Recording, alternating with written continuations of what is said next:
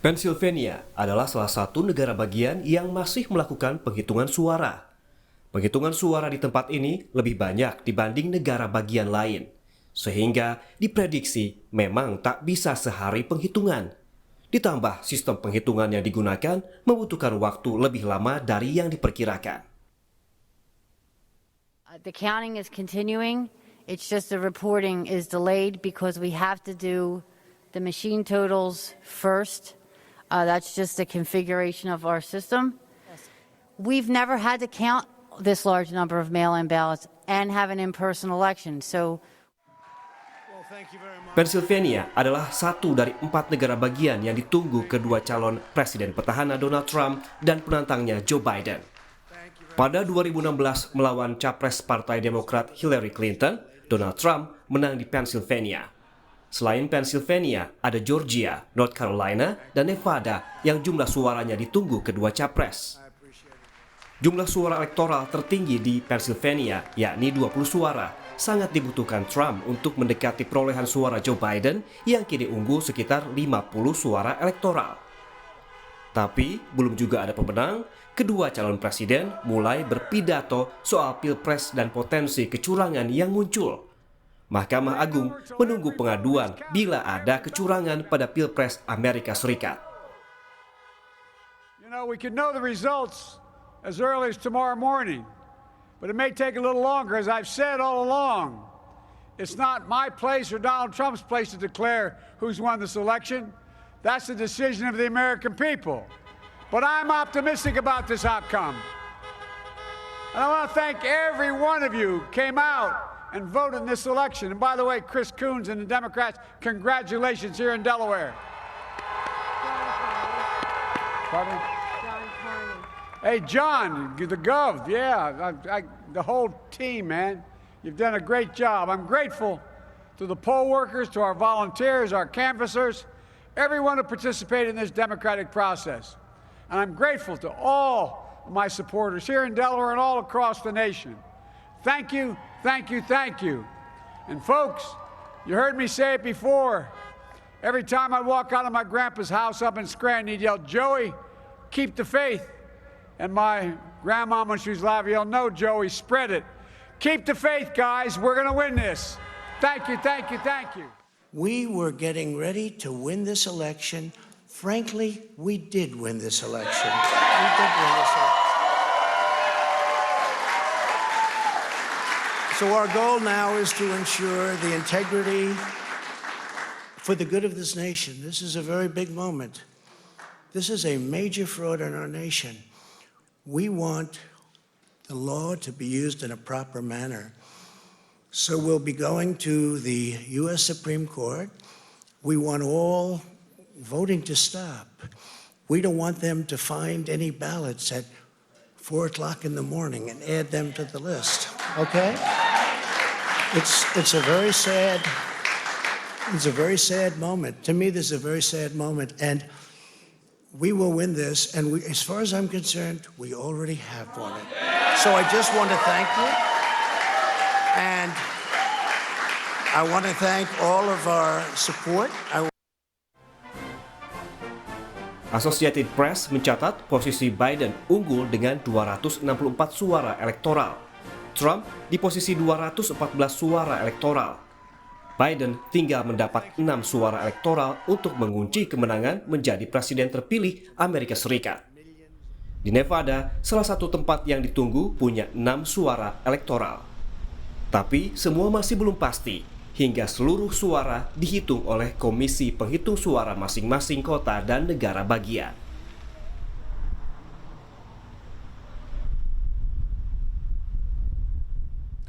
Kami ajak Anda untuk mengikuti perkembangan terkini dari pemilihan Presiden Amerika Serikat. Kita terhubung dengan koresponden Kompas TV Lia Suntoso di Amerika Serikat melalui aplikasi Zoom. Mbak Lia, selamat siang waktu Indonesia. Selamat malam waktu New York. Apa kabar Mbak Maido? Baik, sehat. Mbak Lia, ada 4 negara bagian yang kini bisa jadi penentu ya kunci kemenangan dari Joe Biden maupun juga Donald Trump. Nah, bagaimana proses penghitungan saat ini? Kemudian mana yang bisa mengunci kemenangan untuk Joe Biden dan mana yang bisa membuat Donald Trump ini mendekati perolehan suara dari Joe Biden sendiri? Oke, ini pertama-tama saya ulangi tadi pengumuman yang ada di berita baru saja. Saat ini posisinya adalah 264 dan 214. Nah, value dari setiap state ini yaitu kan ada 4, Pennsylvania 20, North Carolina 15, Georgia 16, dan Nevada 6. Nah, kalau misalkan kan karena dibutuhkannya itu 270, maka Donald Trump harus memenangkan seluruhnya, sedangkan Biden hanya membutuhkan 1. Dan perlu juga dicatat bahwa Alaska itu baru 50% yang reporting ya. Oke. Nah, ini yang menarik ini juga kalau kita bandingkan dengan 2016 pada saat Clinton lawan Trump, electoral vote yang didapatkan Clinton itu hanya 232 dibandingkan dengan Trump yang 306. Di mana pada saat 2016 itu Arizona, Wisconsin, Michigan itu merah, Pennsylvania merah, juga daerah Bible Belt yaitu North Carolina yang biasanya reliable ini kok kenapa bisa jadi selisihnya cukup tipis gitu ya. Florida juga merah dan kira-kira itulah peta-peta yang bergeser ya, kira-kira demikian. Nah, pada saat ini perhitungan di Nevada itu selisihnya Biden itu terakhir saya cek Biden itu 588.000 sedangkan Donald Trump itu 580.000. Yang menarik dari angka-angka ini adalah kandidat dari Partai Libertarian yaitu Joe Jorgensen itu mendapatkan 0,9% atau sekitar 10.000 suara sedangkan selisih suara antara dua kandidat itu cuma 0,6%. Nah, juga yang menarik adalah bahwa di Wisconsin itu karena selisihnya kurang dari 1% itu hanya 20.000 suara atau 0,7%.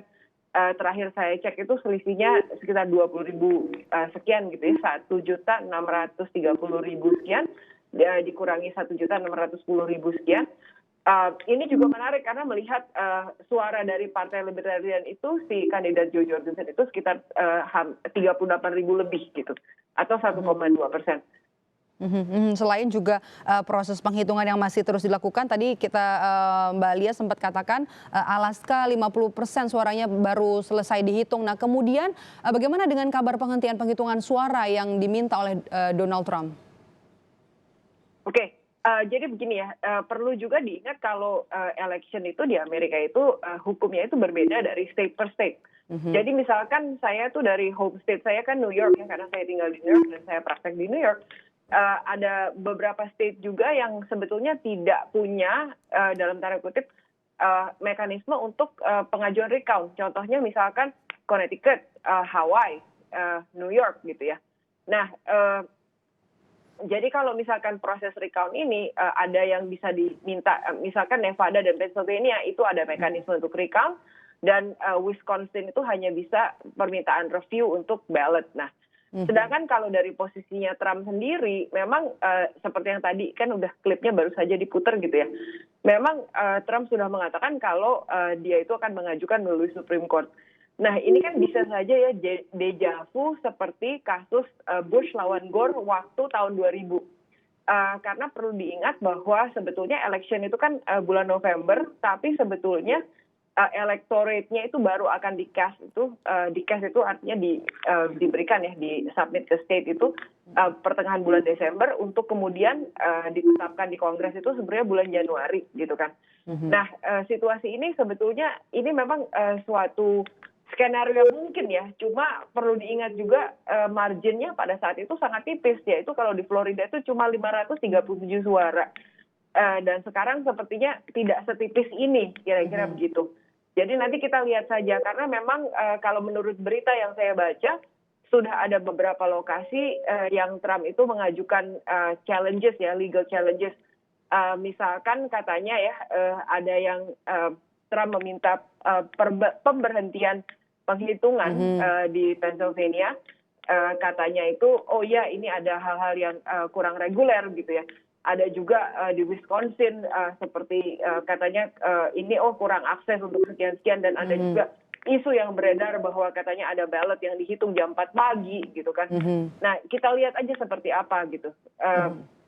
Di Georgia juga tadi siang saya baca katanya sepertinya ada salah seorang poll observer yang konon katanya melihat ada ballot yang entah gimana kok bisa ditambahkan atau begini. kita nggak tahu ya, ini semua kan isu ya. Mari kita lihat aja nanti ketika terjadi itu apa yang akan terjadi gitu. Yes, Karena pada saat ini menurut berita lawsuit itu sudah di Michigan dan juga di Georgia, di mana memang Trump pada saat ini kalau khususnya untuk Pennsylvania, North Carolina dan Georgia itu ada lead ya, maksudnya Trump masih unggul, sedangkan Nevada itu pada saat ini posisinya ya tadi selisih 8.000 untuk Joe Biden. Mbak Lia, ada ucapan dari Donald Trump yang ingin mengajukan hasil ke Mahkamah Agung. Sebenarnya apa yang terjadi? Apakah hanya soal isu yang tadi Mbak Lia sempat sebutkan sebelumnya? Sebenarnya begini, kalau mekanisme Trump itu ingin mengajukan ke Mahkamah Agung gitu ya, sebetulnya mungkin dia hanya, saya nggak tahu apakah itu akan terjadi atau tidak, saya nggak bisa meramalkan itu gitu. Tapi kalau misalkan dilihat memang komposisi Supreme Court pada saat ini ya, di mana itu leaning ke konservatif, bukan tidak mungkin kalau misalkan ini bisa saja menjadi versi akhir dari Pilpres kali ini, karena 3 dari Supreme Court Justice itu dia sendiri yang angkat, yaitu Judge Gorsuch, Judge Kavanaugh, dan yang paling baru ya Amy Barrett. Ada 2 yang dari Obama, 2 dari George W. Bush, 1 Clinton, dan 1 dari Bush tua gitu. Nah kemudian kalau nih ya kita katakan kalau terjadi penghitungan ulang, apakah langsung diproses oleh mahkamah atau harus melalui prosedur-prosedur tertentu dulu sebelumnya? Oke, prosedur itu saya nggak akan jawab prosedur tepatnya ya seperti apa ya. Apakah ini akan recount dari mesin atau apakah recount manual seperti itu. Karena setiap state itu punya mekanisme yang berbeda. Saya hanya bisa mengatakan kalau kita lihat aja keputusan yang dulu ya, yang Bush lawan Gore yang tahun 2000 ya. Pada saat itu ketika akhirnya ternyata diajukan gugatan ke Florida Supreme Court, dan di mana pada saat itu kandidat Partai Demokrat Al Gore itu menang 4-3. Lalu setelah itu ketika dinaikkan ke Supreme Court dan ada 2 bagian dari keputusan itu, dan pada saat itu komposisi Supreme Court itu ya nggak menguntungkan juga gitu, karena ada 7-2, yaitu ada Hakim Stevens dan RBG ya yang baru saja meninggal. Itu yang tidak menyetujui, karena pada saat itu komposisi Supreme Court-nya kebetulan ada 4 orang, 4 hakim ya, yang itu adalah Reagan nominee, dan ada 1 malah yang dulu masih dari eranya Ford, ada 2 dari Bush tua, George H.W. Bush, dan 2 orang yang dari Clinton gitu. Ini patut kita tunggu, nanti kami akan perbarui lagi informasi dari pemilihan Presiden Amerika Serikat 2020 bersama Anda kembali. Lia Suntoso, koresponden Kompas TV melaporkan langsung dari New York, Amerika Serikat.